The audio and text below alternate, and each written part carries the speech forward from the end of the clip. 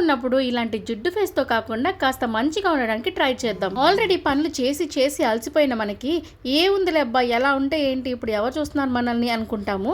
ఆ ఆలోచనతోటే పిచ్చి డ్రెస్సులు అలాగే పిచ్చి హెయిర్ తోటి ఇంట్లో పిచ్చి పిచ్చిగా ఉంటాము. అలాంటప్పుడే మనోళ్ళు మనల్ని కాకుండా రోడ్లో పోయే వాళ్ళని చూడడం స్టార్ట్ చేస్తారు.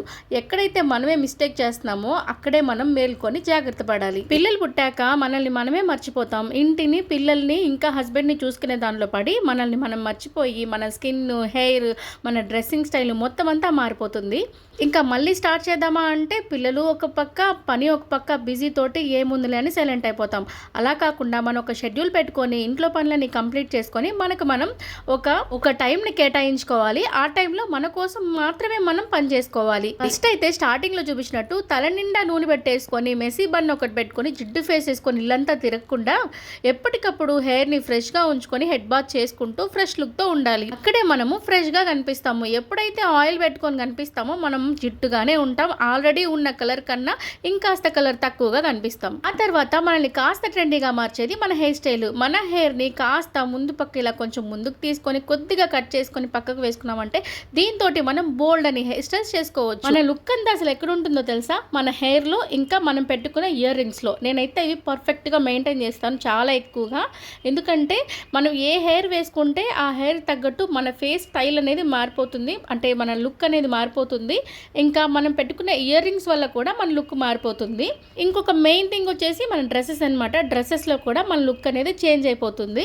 ఇంకొక విషయం మర్చిపోయానండోయ్, ఐబ్రోస్.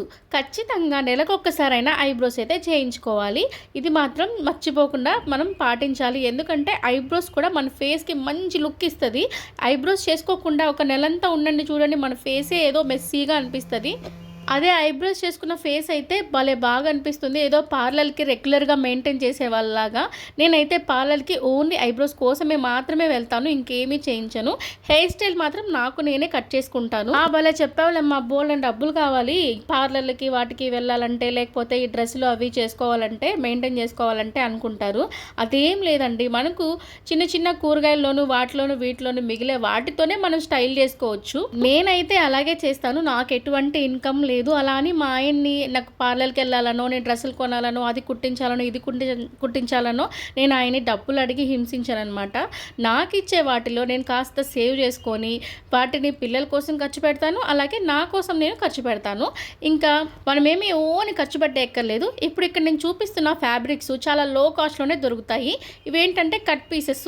ఇవి ఫుల్ శారీస్ అయితే మనకి చాలా కాస్టే ఉంటుంది. చిన్న కట్ పీసెస్ అయితే మనకి తక్కువలోనే దొరుకుతాయి. వీటిని మనము తీసుకొని మనకి నచ్చిన విధంగా కాస్త ట్రెండీగా స్టైల్ చేసుకున్నామంటే ఎంతో కాస్ట్ పెట్టి కొన్నట్టుగా ఉంటాయన్నమాట. ఇప్పుడు ఇన్స్టాగ్రామ్లో మనం చూసినట్లయితే వాళ్ళు చేసేది కూడా ఇదే. ఒక మంచి డిజైనర్ కట్ పీసెస్ తీసుకొచ్చి వాటిని ఒక పొటిక్లో ఒక డిజైనర్ చేత ఇలా కుట్టించి మనకి వేలల్లో పెట్టి అమ్ముతారనమాట. మనమే చేసుకున్నామంటే మనకి తక్కువ ప్రైసెస్లో అయితే వచ్చేస్తాయి. నేనైతే చాలా వరకు ఇలా ఫ్యాబ్రిక్స్ తీసుకొని వాటిని ఇలా కుట్టిస్తానమాట. ఇంట్లో అంత పని ఉంటే వీటన్నిటికీ టైం ఎక్కడిది అనుకుంటాము. మనం ముందు ఒక షెడ్యూల్ వేసుకోవాలి. మార్నింగే ఎర్లీగా లేచి పనంతా కంప్లీట్ చేసేసుకోవాలి. అంటే వంట, పిల్లలు ఇంకా హస్బెండ్కి అన్నీ ప్రిపేర్ చేసేసుకోవాలి. పిల్లలు స్కూల్కి వెళ్ళిపోయిన తర్వాత, హస్బెండ్ ఆఫీస్కి వెళ్ళిపోయిన తర్వాత మనం ఎలాగో ఖాళీ కాబట్టి ఆ టైంలో మనకంటూ ఒక టైంని కేటాయించుకొని ఇవన్నీ చేసుకోవాలి. చెప్పాను కదా, ఐబ్రోస్ ఇంకా హెయిర్ స్టైలు అలాగే మన డ్రెస్సింగ్ స్టైలు వాటితో పాటు కొన్ని ఇయర్ రింగ్స్, ఈ 4 తోటి మనం చాలా ట్రెండీగా కనిపించడానికి ట్రై చేయొచ్చు. వీటిని ఒక్కరోజు కాకుండా ప్రతిరోజు మనము మేనేజ్ చేసుకుంటూ ఉన్నామంటే ఖచ్చితంగా మనం ఎప్పుడు ట్రెండీగా కనిపిస్తాం. నేనైతే నా ట్రెండీ లుక్ కోసం ఎక్కడ నాకు ఇయర్ రింగ్స్ కనిపించినా ఖచ్చితంగా తీసేసుకుంటాను. ఫుల్ని ఆదా చేసి అన్నిటికీ ఖర్చు పెట్టి మన విషయానికి వచ్చేసరికి అబ్బా ఎందుకులే అబ్బా అని చెప్పేసి దాచుకుంటాము. అలా కాకుండా మనకంటూ కూడా మనం ఖర్చు పెట్టుకోవాలి. ఇలా చేయడం వల్ల మీరు ఎప్పుడు ఇంట్లో కలగా లక్ష్మీదేవిలా కనిపిస్తారు. అలాంటి భార్యని ఏ హస్బెండ్ మిస్ అవ్వడు. నచ్చితే మీతో నలుగురు రమ్మని లైక్ చేసి సబ్స్క్రైబ్ చేసి అలాగే ఇన్స్టాలో కూడా ఫాలో అయిపోండి.